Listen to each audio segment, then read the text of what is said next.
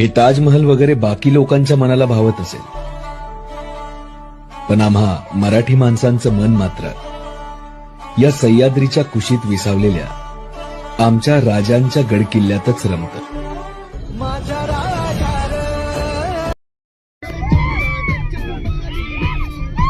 राहू द्या.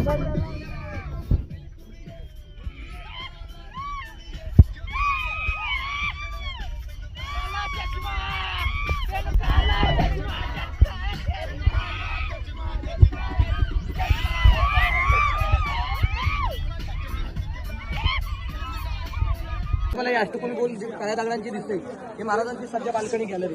पण याच बाल्कनीच्या बाजूला लोक समोर उभे आहेत. इथे महाराजांचा खलबतकर आहे, सिक्रेट रूम. महाराजांचा स्वराज्याचा तिसरा डोळा म्हटलं जातं. बहिर्जी नाईक ते काय करायचे, बसल्या जागी 7 रुपये बसल्याची कल्पना करा. 18 भाषेचं त्यांना ज्ञान होतं. कल्पना करा, किल्ल्यात गावात जायचे, तिथे वेगवेगळ्या करायच्या आणि त्या महाराजांपर्यंत पोहोचवायच्या. औरंगजेबाच्या छावणीमध्ये जाऊन त्याच्या दाढीला हात लावून येणार एकमेव व्यक्ती म्हणजे बहिर्जी नाईक. कल्पना करा, त्यांच्या पत्नीला माहिती नव्हतं की आपले पती स्वराज्याचे गुप्तचर आहेत.